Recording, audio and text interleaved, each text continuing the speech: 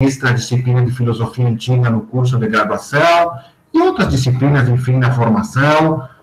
Também, ultimamente, tem se dedicado à temática bioética, ministrando algumas disciplinas na pós-graduação em medicina.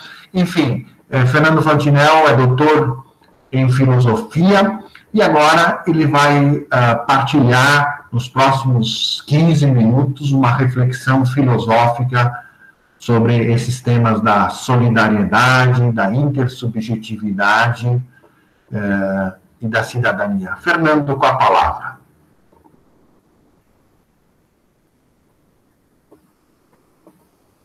Muito bem, então, boa tarde a todos e todas. Em primeiro momento, eu agradeço aqui o convite, né, para que eu possa estar presente nesse momento, e faço isso em nome do professor Luiz Biasoli, que está organizando o evento, né. Então, te agradeço, Luiz, te parabenizo também pela temática, né, a temática importante, fundamental para o momento em que nós estamos vivendo. Quer dizer, a temática é importante em qualquer situação, em qualquer momento, mas, de qualquer modo, eu acho que particularmente nesse momento, né, nesse momento pandêmico, nesse momento que a humanidade como um todo enfrenta situações que estão muito além da possibilidade que seria de imaginá-la, né, quem sabe, num passado bastante próximo. E com situações com as quais nós estamos nos deparando nesse momento, e que já refletem, e certamente refletirão ainda mais no futuro próximo, e quem sabe distante também. As consequências disso tudo nós ainda não temos como avaliar, eu acho. O tempo vai dizer, mas a gente pode pensar em algumas hipóteses nesse momento. Mas antes de adentrar no assunto propriamente dito, então, eu gostaria também de saudar o professor Paulo César, dizer que é um prazer também revê-lo assim virtualmente, que faz parte aqui da nossa mesa, né, virtual. A professora Cristina também, a professora Cristina acho que em breve estará por aí, não chegou ainda, mas logo estará ainda. E também uma saudação muito especial a todos e todas que estão aí nos assistindo nesse momento e participando do evento.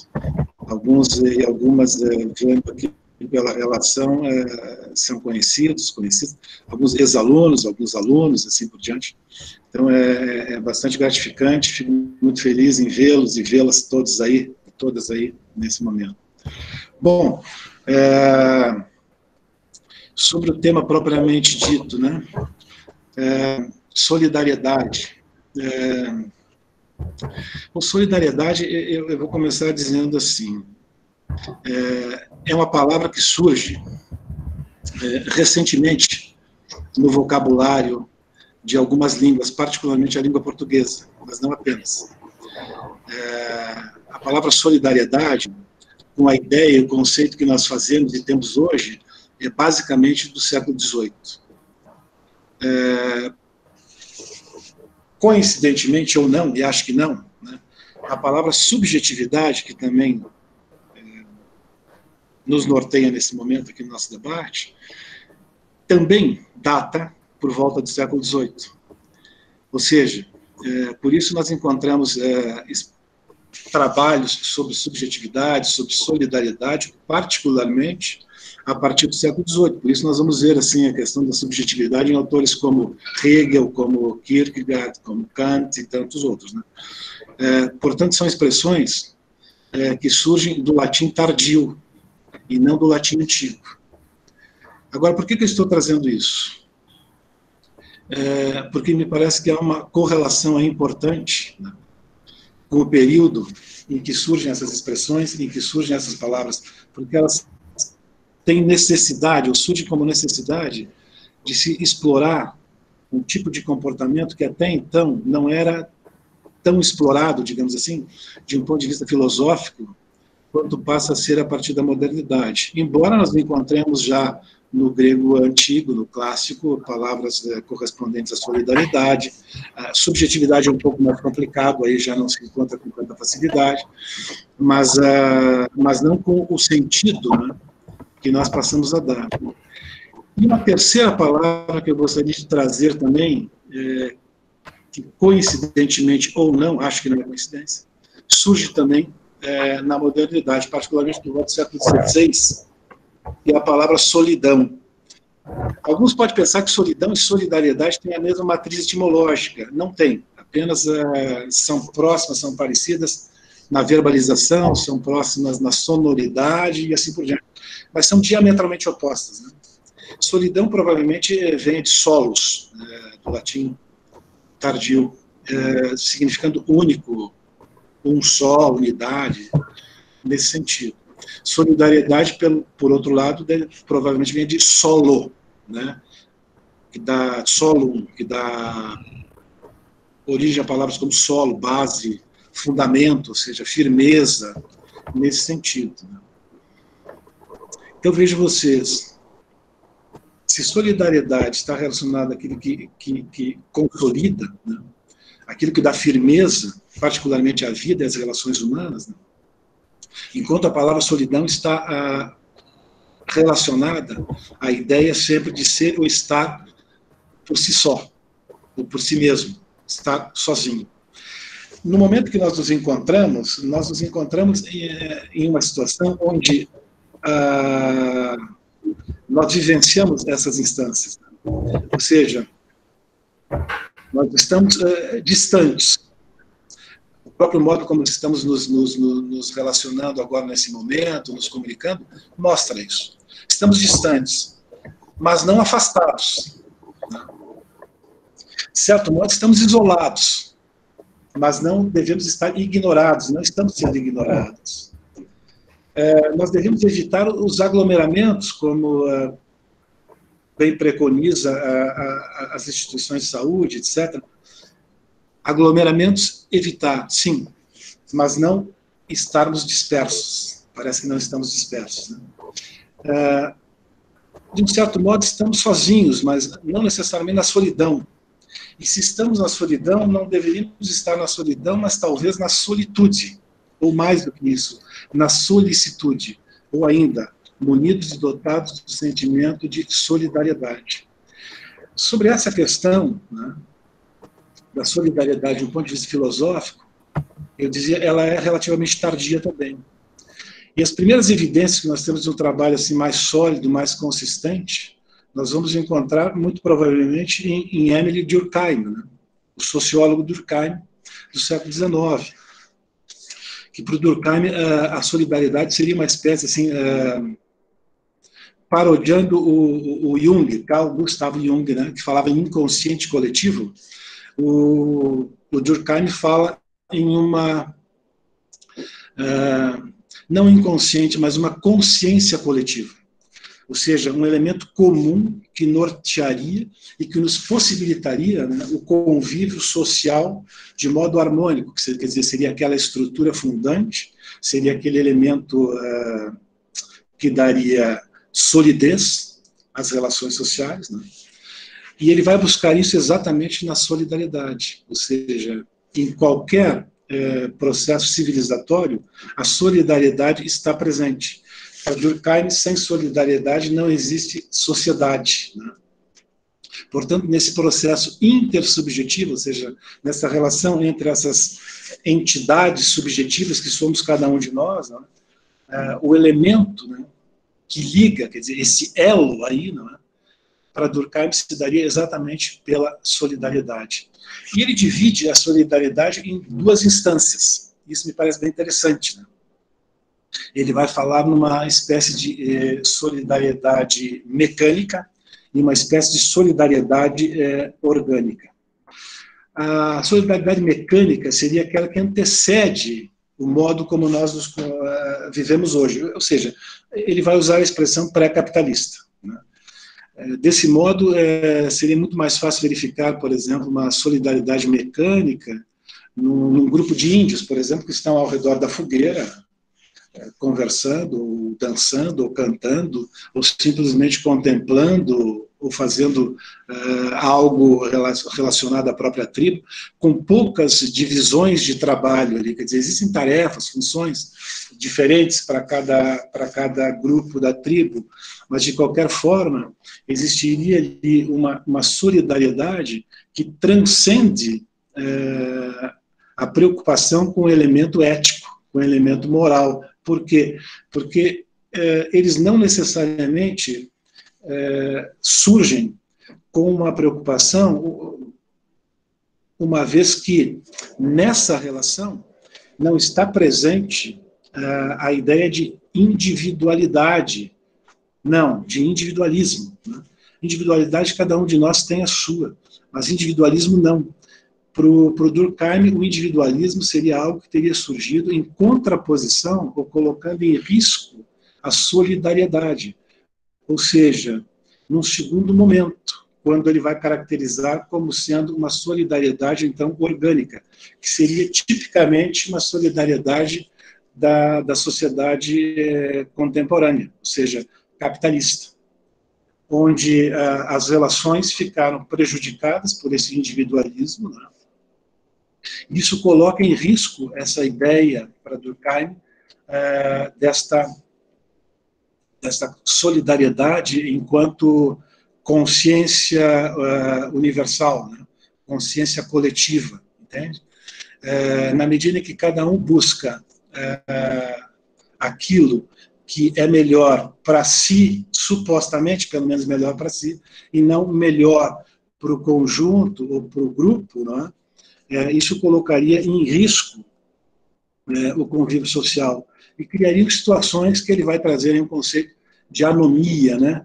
Quando anomia, quando esse nomos leis em grego, normalmente é negação, para toda regra tem exceções, né? Mas a anomia, quer dizer, haveria um certo problema no convívio, no desrespeito a certas regras, normas éticas e morais. Portanto, diferentemente do primeiro momento, quando éramos norteados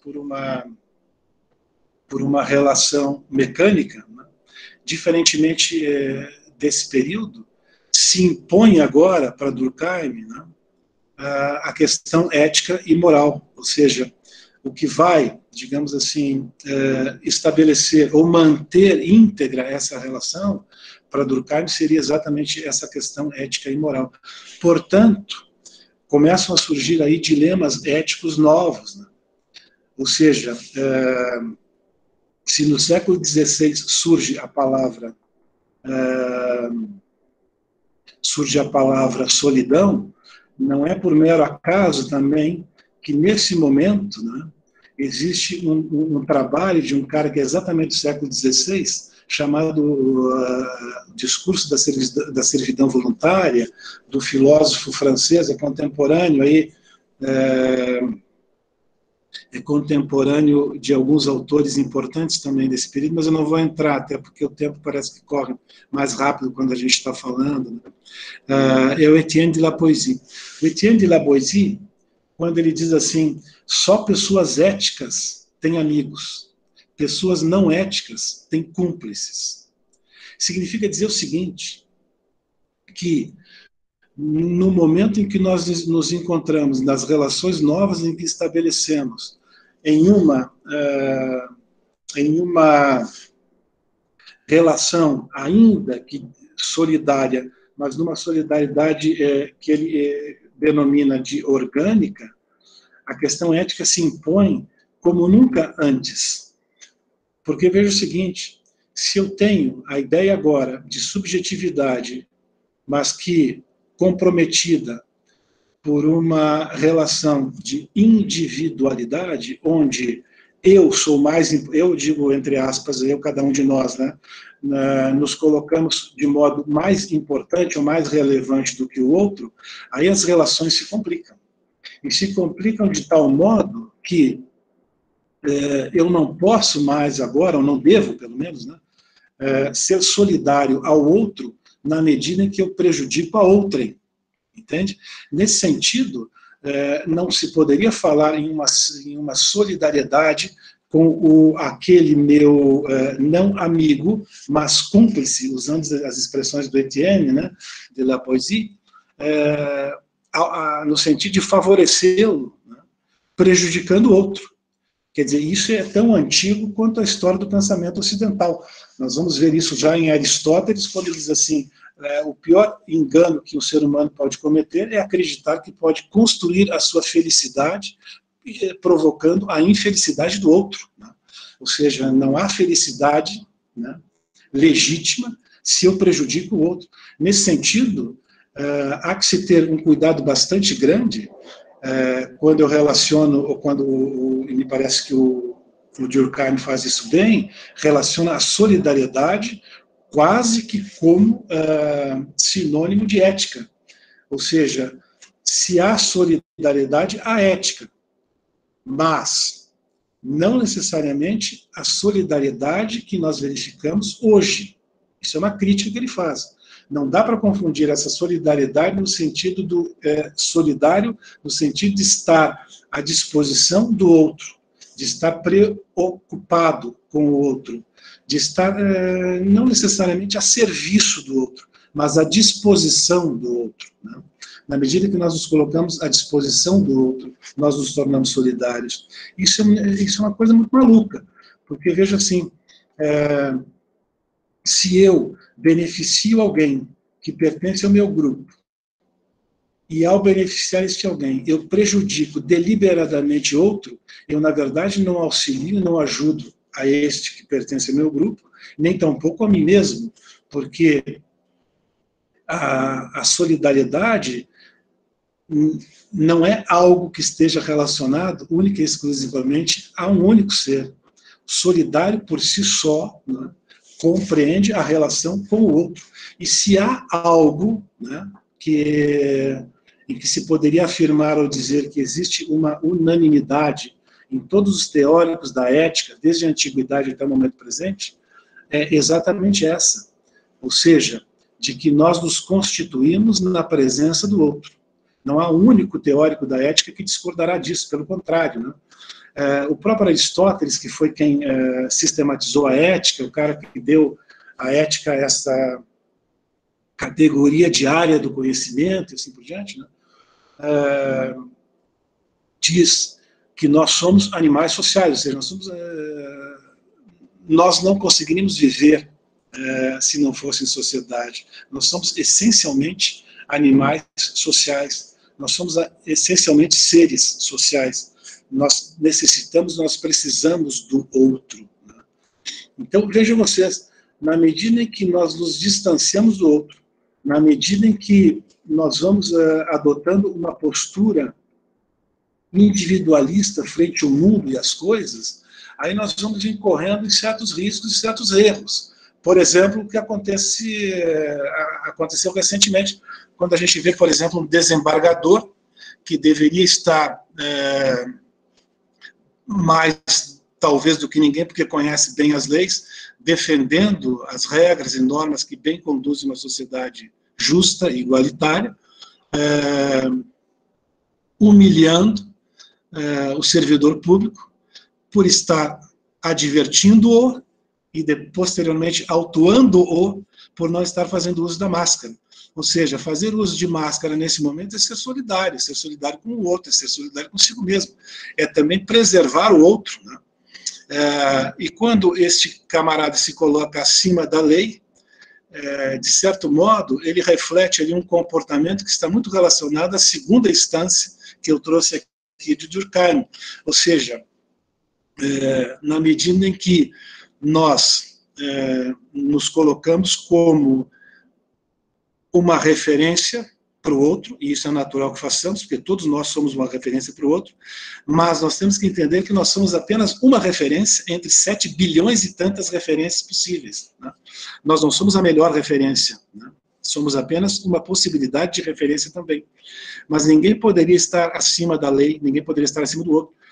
Isso também a gente verificou recentemente com uma engenheira que, tendo sido autuada também por não estar fazendo uso da máscara e tal, dizendo lá para o funcionário público que, por se tratar de uma engenheira, era muito melhor do que ele.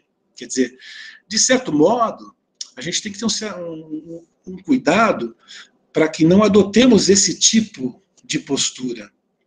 Na medida em que nós abrimos mão de ser solidário com o outro, de estar com o outro, né?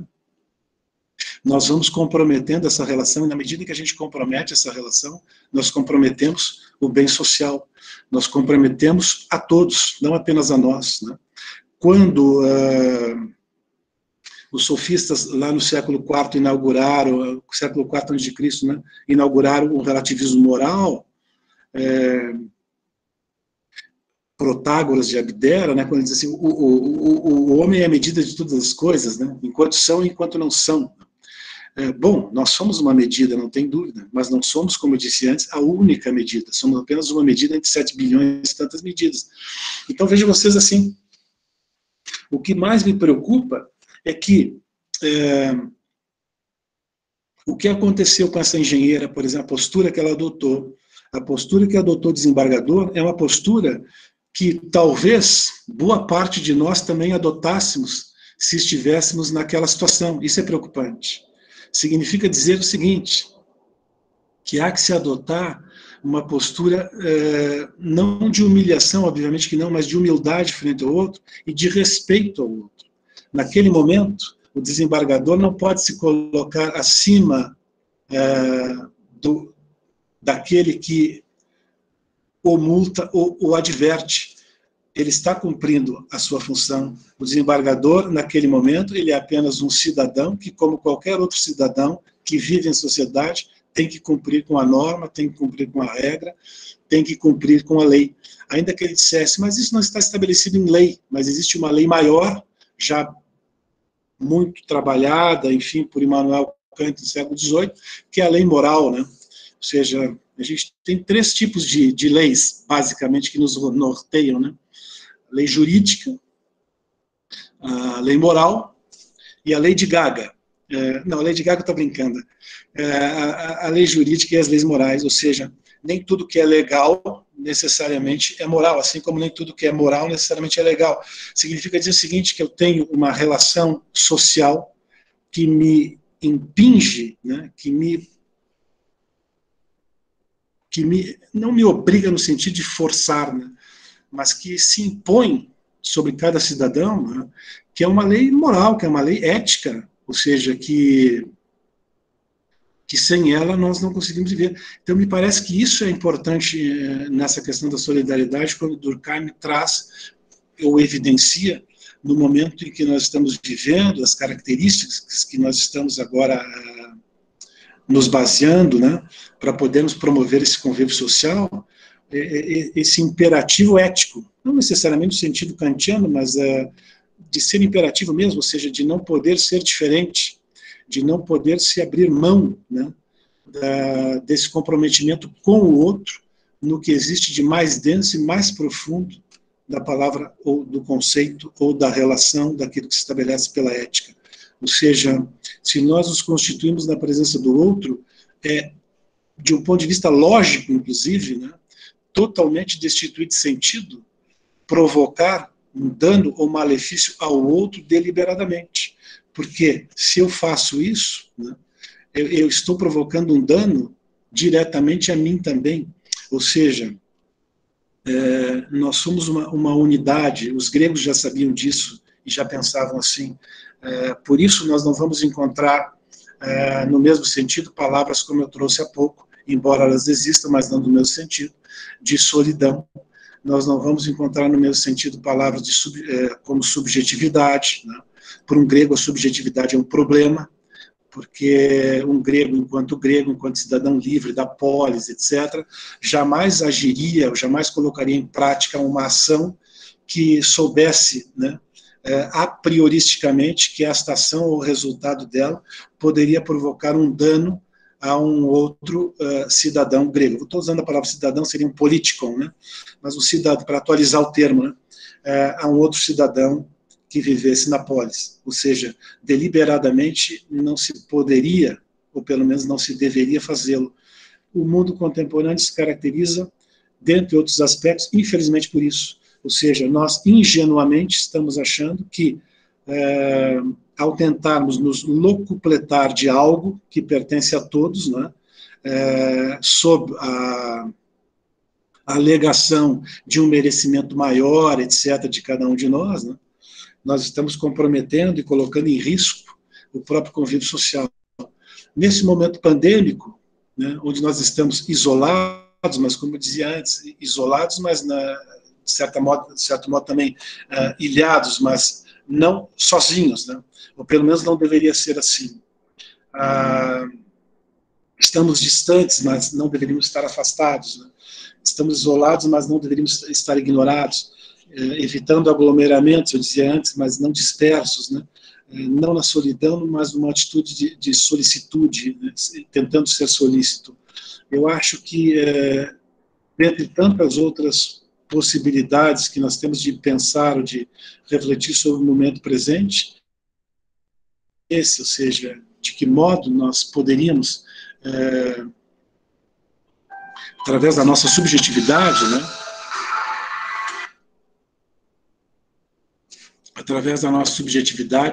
né, contribuir para que pudéssemos ter uma sociedade, digamos assim, mais justa, pelo menos. Que justiça e ética para os gregos antigos praticamente era sinônimo.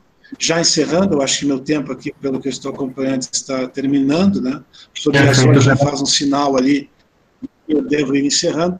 Então, eu acho que jogo aí a reflexão para esse aspecto, né?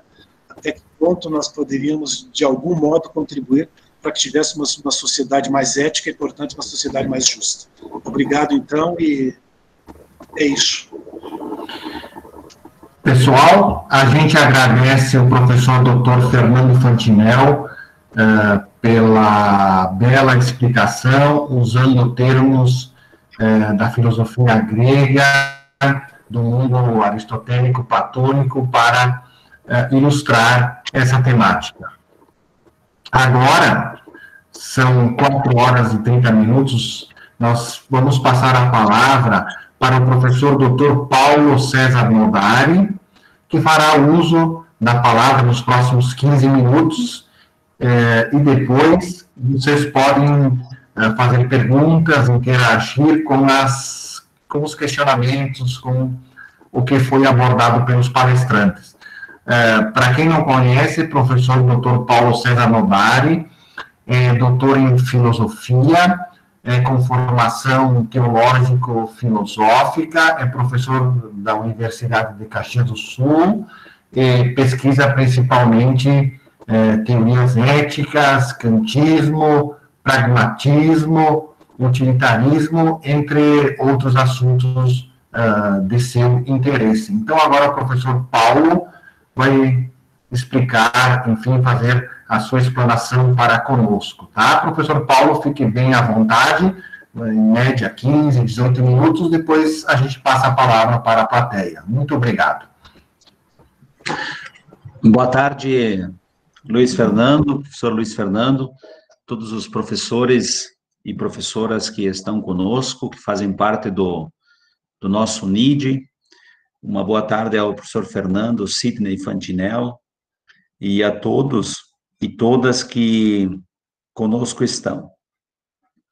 Bem, como o título diz, e a professora Maria Cristina não poderá estar, de acordo também com a informação que o professor Luiz Fernando nos passou, por conta de uma situação de doença da mãe, então nós temos agora uns 15 a 20 minutos, e eu queria dizer, em primeiro lugar, que o tema envolto na fala de hoje, tanto minha quanto do professor Fernando, é uma temática bem importante nessa perspectiva da cultura de paz, e envolve, sobretudo, 4 conceitos em que, se nós nos ativéssemos à explanação etimológica e rigorosa, nós teríamos muito tempo para a explanação, e precisaríamos. Mas eu procurei fazer uma abordagem muito simples e muito direta, para que talvez nós pudéssemos ter tempo para depois discutirmos juntos. Então, eu queria, em primeiro lugar, fazer uma provocação, que é a seguinte. Nós temos que partir, sem aqui tomar em conta o conceito do Derrida e de outros, mas nós deveríamos fazer uma espécie de desconstrução. Hoje também uma palavra muito utilizada, não só pelo BMB, mas também de outros, a questão da decolonização, mas eu queria dizer que nós poderíamos talvez usar a expressão desconstrução ingênua nossa, que pode ter sido formada ao longo da história da nossa tradição, quando nós supunhamos e pensávamos pura e simplesmente e definíamos que a pessoa ou seria boa ou seria má, ou nós nasceríamos bons ou maus. Então, essa primeira questão é muito importante nesses 4 conceitos interligados e importantíssimos. Desconstruirmos com a ideia de que, primeiro, nós nasceríamos ou bons ou maus. Uma segunda questão referente a essa desconstrução, nós poderíamos talvez lembrar que as pessoas não são educadas suficientemente de modo imparcial pelas famílias. Ou seja, nós imaginarmos que a educação familiar e depois os diversos níveis outros, nós teríamos uma educação imparcial, neutra, assim como a ciência também se fala tanto da neutralidade científica, mas a pergunta é se existe de fato a possibilidade de termos a neutralidade científica. Aqui eu também colocaria a dimensão da educação como muito difícil de sermos educados de modo neutro. Sempre temos uma, digamos assim, uma tendência ou para um lado, para o outro, para cima ou para baixo, enfim. E também lembrar que educação aqui, eu a compreendo como processo, e processo tanto no sentido de trazer à luz aquilo que está, digamos assim, em nós e também colocarmos, injetarmos, se assim pudermos, auxiliarmos para que as pessoas adquiram conceitos, adquiram concepções, dimensões importantes, tá? É tanto a expressão educere como educare. E a educação, ela é processo de informação, mas é também processo como arte de aprender, de ensinar, de caminhar.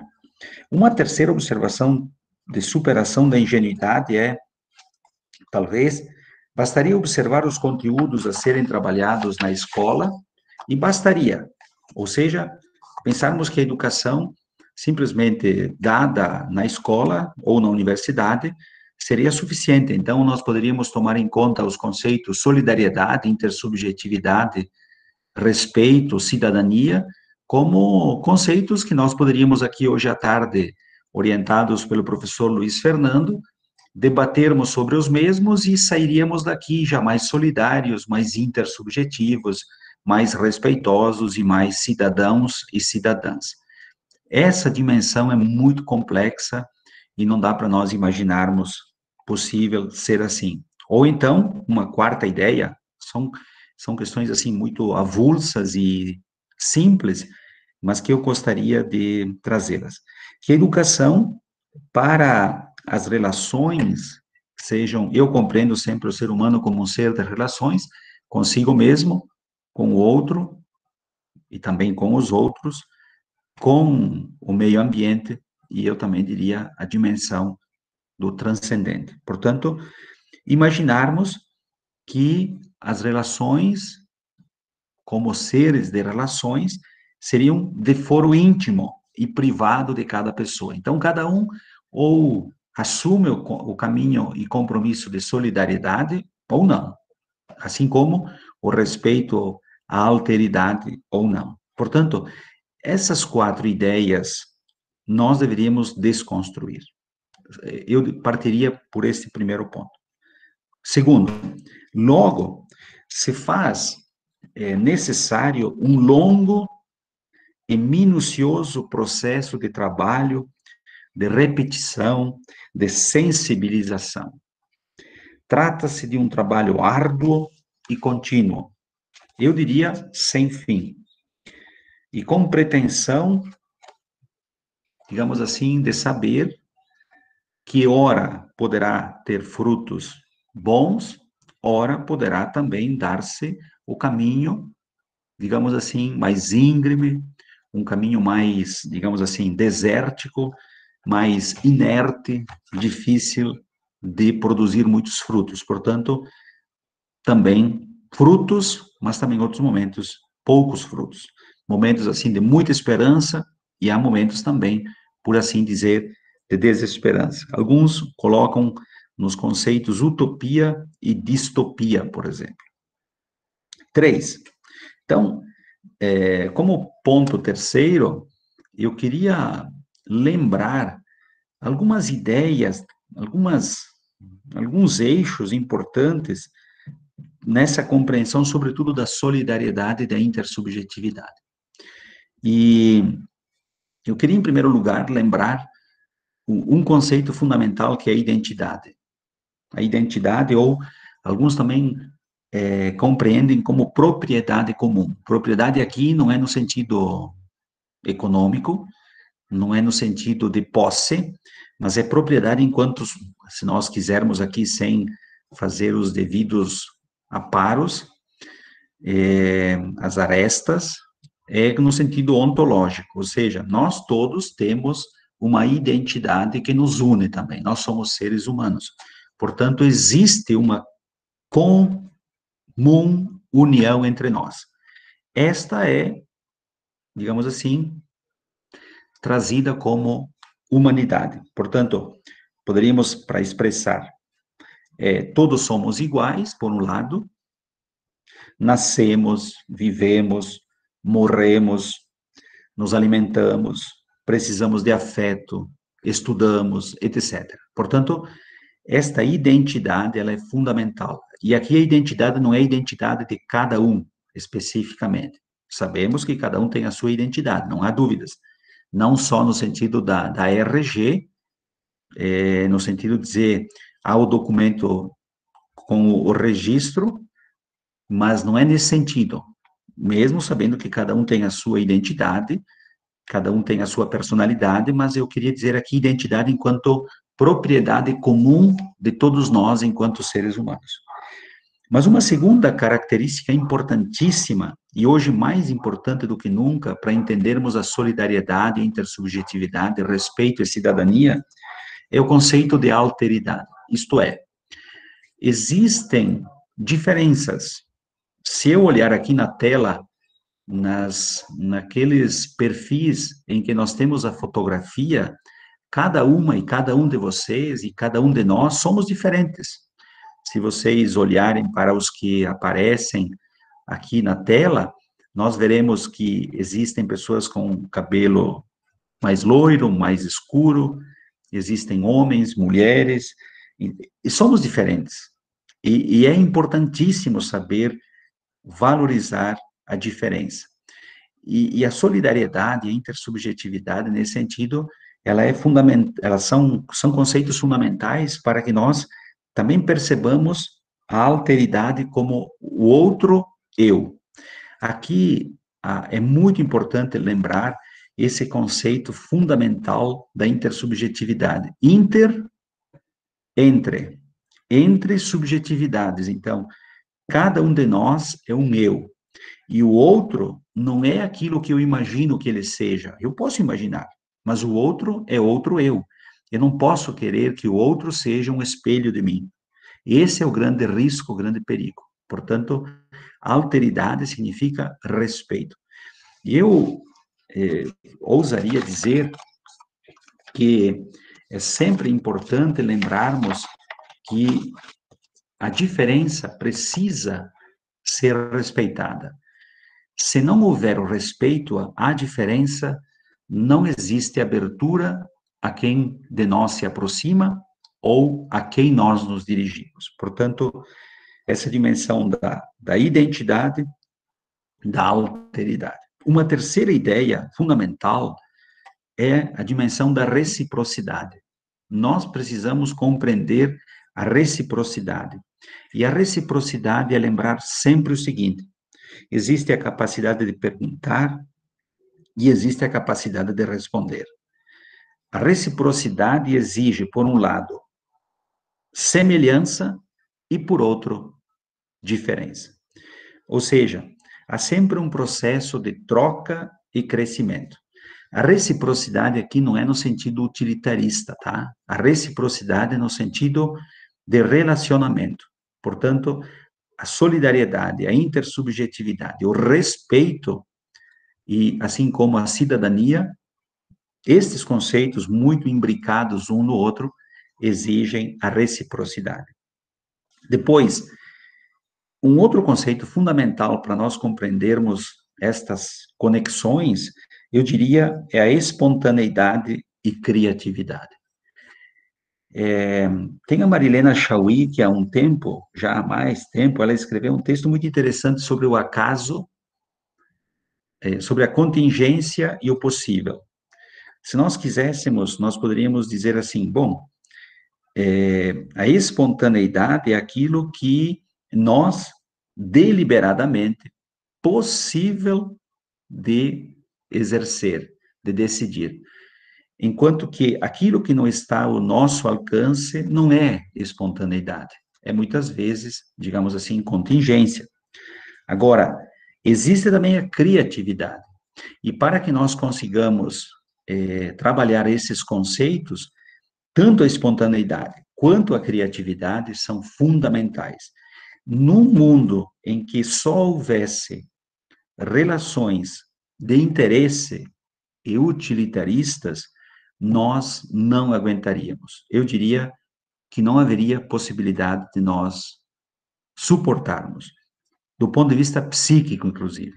Portanto, nós talvez devamos muito mais ainda tentar caminhar, crescer nestes conceitos, digamos assim, da reciprocidade, mas também da espontaneidade e criatividade.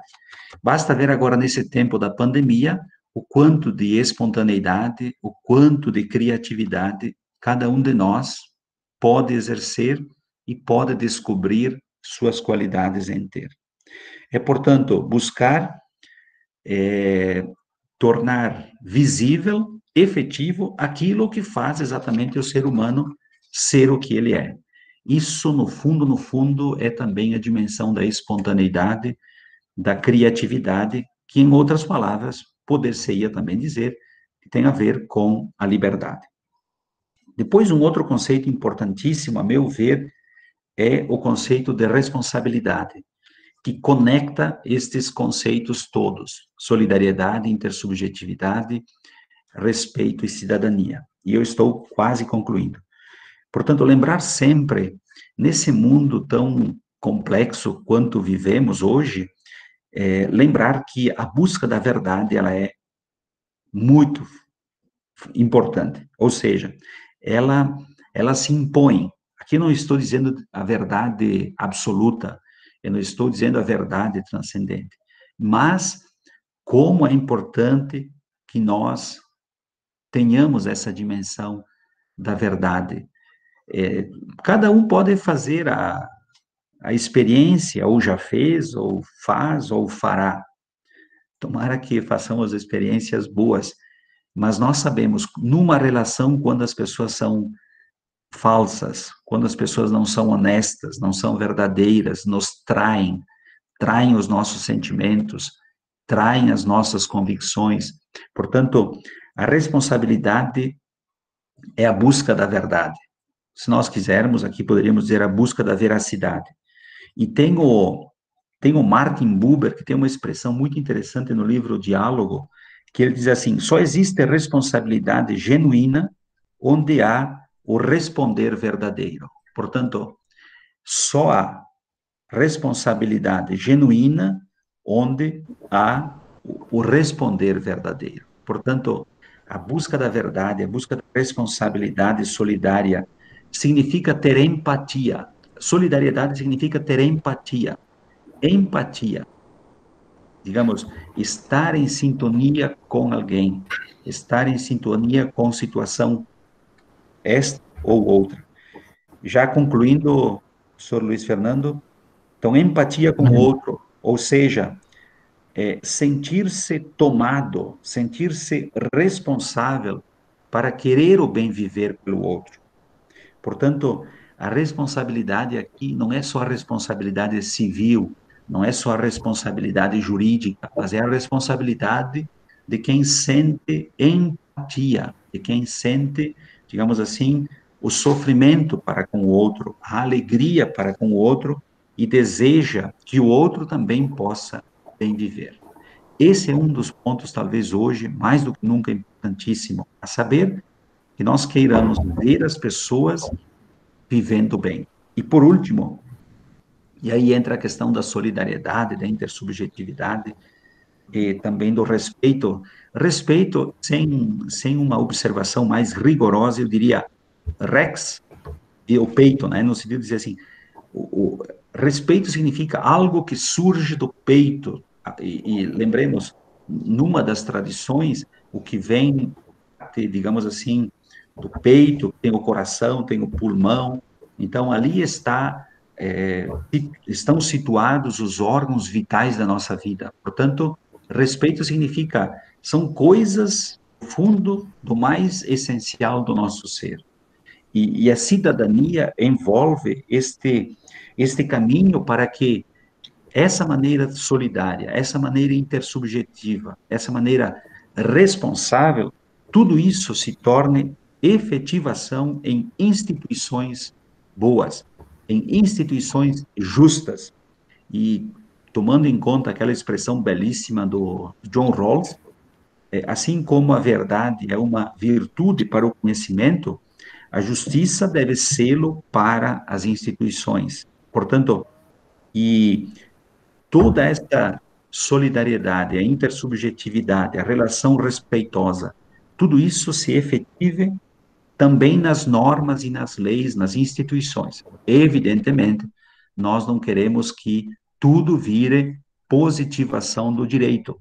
Isto também não é o ponto, mas nós queremos lembrar que, digamos assim, as instituições devem ser a efetivação deste respeito, desta solidariedade e também, digamos, da relação intersubjetiva. Portanto, nós queremos e gostaríamos que, nesta dimensão da cidadania, que não é só eleger os candidatos, mas é buscar que o STF, que o parlamento, que as instituições, que os nossos governos e que as nossas empresas, também as instituições como empresas, elas possam ser sempre mais honestas e mais justas. Enfim, que esses 4 conceitos possam nos auxiliar a construir uma cultura de paz, uma cultura de não violência. Obrigado, Luiz Fernando e todos. Então, prezados ouvintes da nossa live, hoje que estamos aqui debatendo, estudando, enfim, com o professor Paulo César Nodari e o professor Dr. Fernando Fantinel, solidariedade e intersubjetividade, respeito e cidadania. Como o professor Paulo falou, a professora Maria Cristine Carrara, que era a nossa terceira palestrante, está cuidando da sua mãe no hospital em Porto Alegre, então ela pede desculpa que não pôde se fazer presente. Agora, a gente vai abrir espaço para quem quiser fazer uso da palavra. Nós temos ainda uns 8, 10 minutos antes de encerrar a nossa apresentação para os palestrantes, né? Pessoal, eu só queria fazer uma divulgação, já vocês viram aí, que a nossa próxima live será no dia 17 de agosto, daqui a 15 dias, um tema muito importante, a docilidade dos corpos em nome da segurança e saúde. Um tema atualíssimo, de bioética, biodireito, vocês que são muito aí das ciências jurídicas, né? A docilidade dos corpos, enfim, Foucault, Agamben, enfim, outros pensadores aí, eu acho que esses palestrantes vão dissertar, professor Dr. Geraldo, Dr. Itamar e professora Elza Basso. Então, aqui, nós temos aqui algumas perguntas aqui, o Vitor fez uma pergunta aqui, né, falando de que quem não respeita no Brasil as normas, a ética, é visto como bobo. Podem comentar esse fato. Max Gabriel também fez um comentário aí, né, a questão de negar o uso de uma máscara. Será que essa experiência realmente nos unirá para a solução de problemas urgentes e permanentes na sociedade?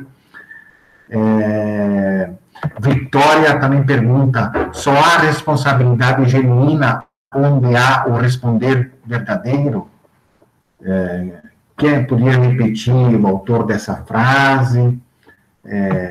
Muitos agradecem, enfim. Gostaria que o Fernando, então, primeiramente, fizesse uso de uns 3, 4 minutos aí, né? De certa forma, quem segue as normas, o senso comum diz que é bobo, né? Que é ingênuo. Vale a pena ser ético, professor Fernando, à luz da filosofia grega? Depois o professor Paulo Novari comenta a questão do professor, do Gabriel Sousa. Professor Fernando?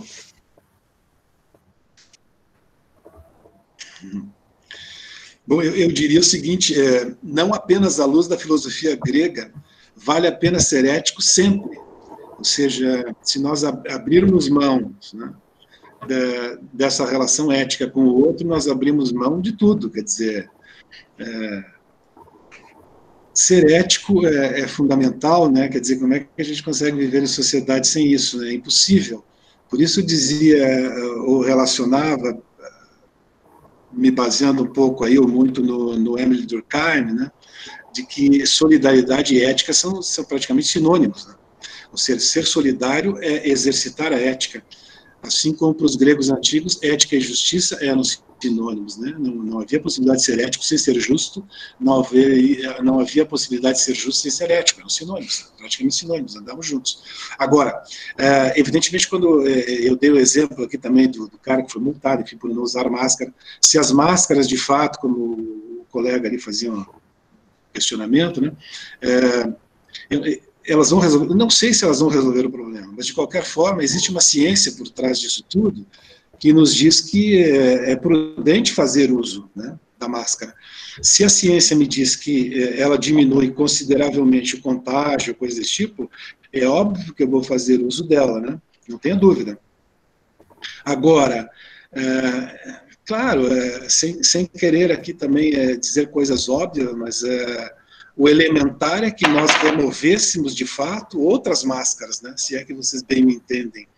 Ou seja, o professor Paulo César falava na questão da verdade, etc. Eu acho que sim, né? Ou seja, na medida que nós pudéssemos, ou devêssemos, e pudéssemos ser verdadeiros, né? Eu acho que isso resolveria uma série de problemas. O professor Paulo César também trouxe uma série de questões aí que mereceriam reflexões mais longas e tal, né, mas o tempo não nos permite. Eu acho que ele trouxe questões muito importantes. A questão do bem e do mal aqui, isso é extremamente importante, né. Eu acredito sempre assim, que no final o bem sempre vence, né? Posso ser um pouco ingênuo ao dizer isso, mas eu acredito que no final o bem sempre vence. Mas vamos combinar, o mal tem feito um bom trabalho ultimamente, né? Quer dizer, se nós pensarmos assim, que nós temos aí 1 bilhão de pessoas que passam fome todos os dias no planeta, bom, onde é que está a solidariedade nesse sentido? Se nós pensarmos que para nos protegermos dessa pandemia, desse vírus aí letal, terrível, que nos assola nesse momento, nós temos no Brasil 35 milhões de pessoas que sequer têm água potável para poder lavar as mãos. Onde é que fica a responsabilidade, o comprometimento ético entre as pessoas? Onde é que fica essa questão da solidariedade, sabe? Isso é algo que me preocupa e que deveria preocupar a todos nós. Eu tenho certeza que preocupa a maior parte de nós, mas me parece que aqueles que poderiam promover ou fazer alguma coisa para mudar a situação, pouco ou nada fazem e pouco ou nada se importam com isso. Bom, tu me deste 3 minutos, e 3 minutos já se for. Obrigado, Fernando, muito obrigado pelas tuas colocações. A gente teria muito tempo, mas gostaria que também você compreendesse a premência do nosso cronograma. Então, agora, para tecer as conclusões finais, o professor Paulo César também terá uns 3 a 4 minutos, e já vamos agradecendo pela presença de todos vocês nessa live, e a gente espera encontrar vocês na próxima, tá? A partir de amanhã estará disponibilizado essa palestra no canal do Observatório de Cultura da Paz da UX. Professor Paulo?